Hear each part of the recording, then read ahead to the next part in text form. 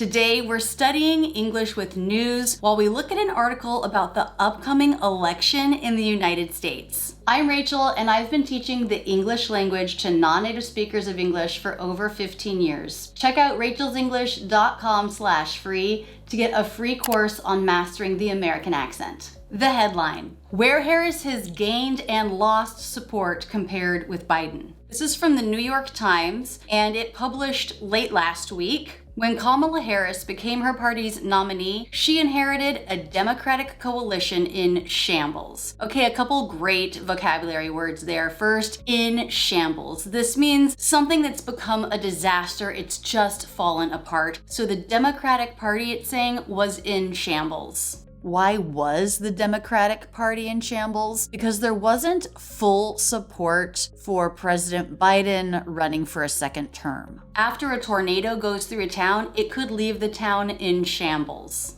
Coalition, this means alliance, a group of people coming together under a common goal, in this case, the Democratic Party. Let's look at the pronunciation of the word nominee. It has last syllable stress. Any word that ends in EE has last syllable stress. Just like the word absentee, which is another election word, absentee ballot is when you can't go vote in person, so you send in an absentee ballot instead. Absentee, nominee, last syllable stress. As she wraps up her party's convention 1 month later, she's well on her way towards stitching it back together. Stitching it back together. Think of two pieces of fabric torn apart, coming back together and stitching. So they're using a metaphor here. She's taking the shambles of the Democratic Party and she's stitching the party back together. In this month's New York Times Siena College Battleground polls, she led Donald J. Trump by 2 percentage points across the 7 states likeliest to decide the presidency, compared with Mr. Trump's 5-point lead in May. What does battleground mean? In the United States, we vote with something called an electoral college. There's a lot to say about it. It can be a little confusing. I'm actually gonna work on another video on that topic that we'll publish before the election. But for now, let's just say that in certain states, your vote matters more because it's a battleground state. That means that it's not clear ahead of time which presidential candidate will win that state's electoral college votes, because the people that live within that state are pretty evenly split about which candidate they like. It's then more important for the candidates to really hit these battleground states. That's where the votes are really going to count that can change the election results. It's an enormous shift, but Vice President Harris didn't improve equally among all demographic groups. An enormous shift, a huge change. What does the word demographic mean? This is how we talk about people based on something like race, religion, age, income level, where they live. These kind of statistics about people. And I don't know if it's this way in your country, but in our country, we love to talk about the demographics of voters, the type of person who typically votes for which candidate. Instead, she made big gains among young, non-white, and female voters and made relatively few or no gains among older voters and white men. So here we've got some words defining people by their demographic. We've got young, we've got older, we've got non-white, female, male, white men. I just realized I should comment a little bit on the nominees. So in the United States, to be your party's nominee, you run in a primary, and whoever wins gets to be the party's nominee. That happened for Donald Trump. Now, usually with a president who's up for a second term, nobody runs against that person. That person is the presumptive nominee. Now, in this case, that was Biden, the current president, but he stepped down about a month ago. So that opened the door for who's next. Kamala Harris quickly stepped up and won support of the party, so now she is the party's nominee. So this article is looking at different groups of people, of voters, and saying compared to May, when Biden was the nominee, where has Kamala gotten more people to say, yes, I like the Democrats, and where has Kamala gotten less people to say, yes, I like the Democrats? So we have several demographics here. People with an income less than $25,000 a year. Non-white voters under the age of 45. The number one place where Harris made gains, unsurprisingly, is among people who said they have a somewhat unfavorable view of Trump. So they don't really like him much, but some of them were still willing to vote for him because they disliked Biden. The issue in the Democratic Party is that Biden was too old and not mentally sharp. Among this group, the Republican candidate Trump still won back in May with 11 points, but now compared to Harris, the Democratic candidate wins by 36 points, a huge change of 47 points. This says 46, but I believe that should be 47. So it looks like people who had a somewhat unfavorable view of Trump were still willing to vote for him over Biden. But when given a different option, they're going for it. By the way, N here is the sample size, the number of people in this category or demographic who answered the question, are you more likely to vote for the Democrat or the Republican in the general election? People whose income is less than $25,000 a year. Biden versus Trump, they were more likely to vote for Biden, but now that Harris is the option, they're much more likely to vote for the Democrat. She gained 20 points here. She gained 17 points for non-white voters under the age of 45. Live in a city. With demographics, people often talk about urban versus rural. People who live in cities around a lot of people versus people who don't. I know both of those words can be tricky to pronounce. Rural. I actually have a video on how to pronounce that word, so you can search for it on YouTube. But in this case, live in a city, this is referring to urban voters. So Kamala has gained more favor with voters who live in a city who are urban. Women under the age of 45, she's gained ground there. A regular TikTok user. Honestly, I have not ever seen demographics that broke people out based on social media use, but here it is. Kamala has gained ground with regular TikTok users. People who label themselves as somewhat liberal, they're more in favor of electing Kamala than they were of electing Biden. Self-identified moderate. So this is somebody who says, I feel like I'm more middle of the road. I'm not super liberal. I'm not super conservative. I'm in the middle. I'm a centrist. I'm middle of the road when it comes to politics and my views. I'm moderate. Kamala gained ground with moderates, also non-white other, in this case specifically not Black, not Hispanic, but someone who would identify themselves not as being white. She has gained also with that demographic.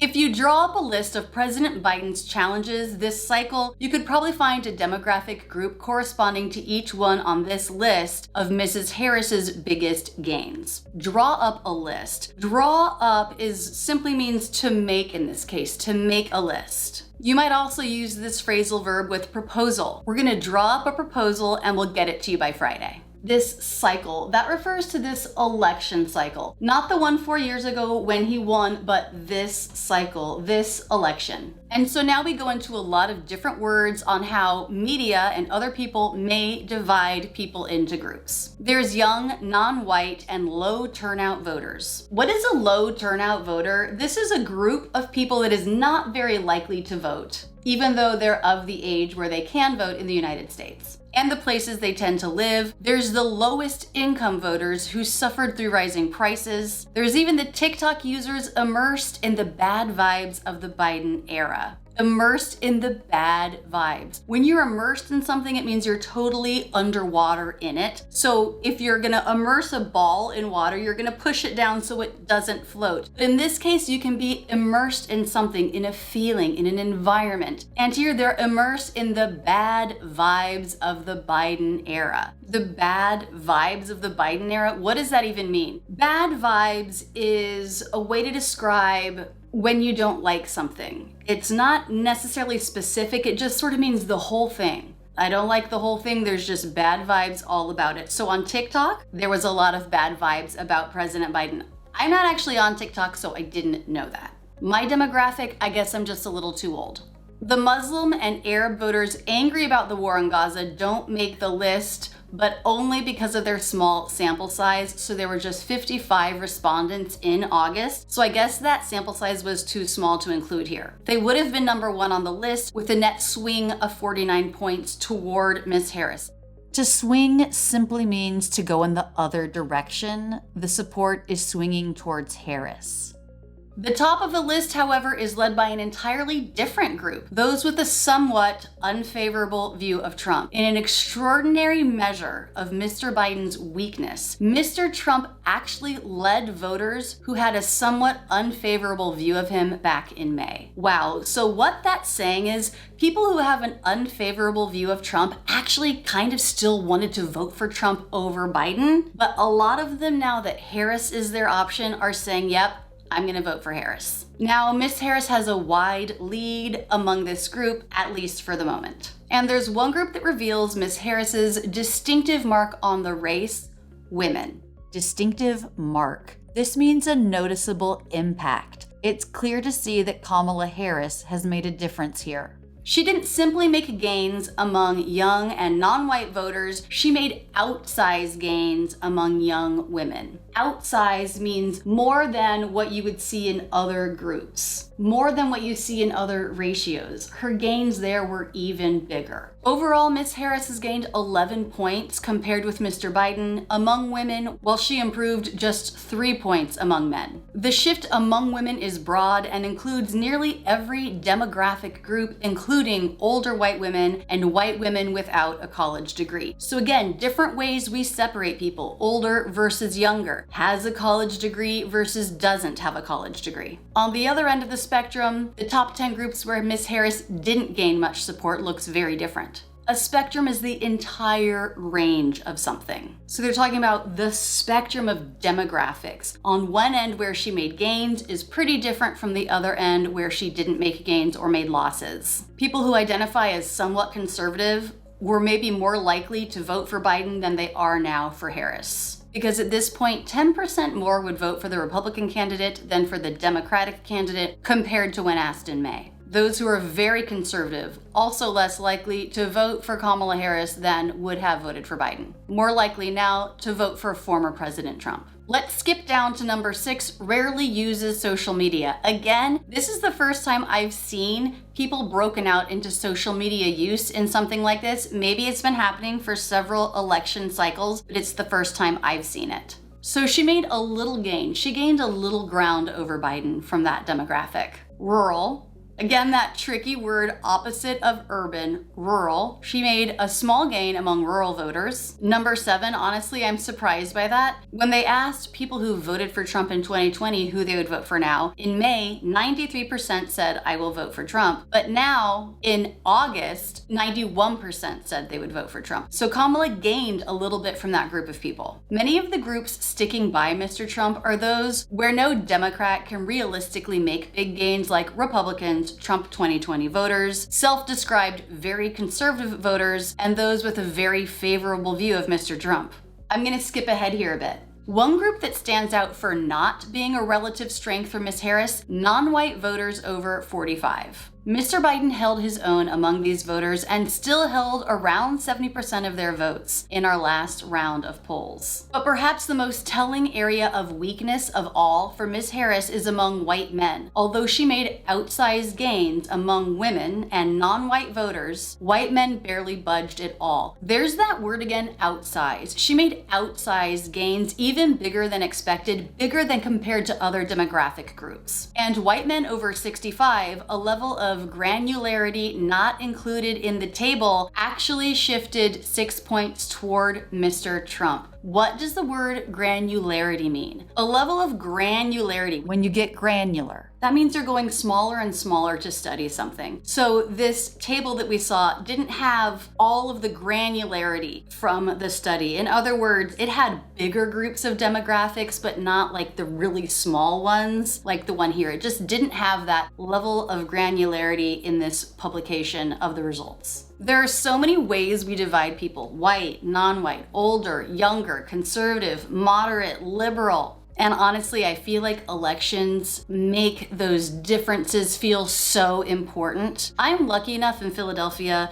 to live in a very diverse area politically. Right in my little neighborhood, there are people of all different views. And I've got to say that's really challenged me, because for me, it's more comfortable to just hang out with people that think like me. But I've definitely come to realize that that's not the right way to live our lives, because that's not really the country that I want. I do want a country where we're talking about our differences with each other. And as I read articles like this, I think about how much these divisions, these demographic divisions, play a part in our lives because of what we're told. But what it comes down to is just person-to-person communication and care. And that's one thing that I've really learned from being an English teacher, from teaching non-native English speakers, is I've learned that there's so much about a person that I don't know when I first meet them, and everybody has an interesting story, even if demographically they seem really different. There is always a way to connect with somebody. So to end, I'm just gonna say, no matter how you get categorized or how you categorize yourself, I value you.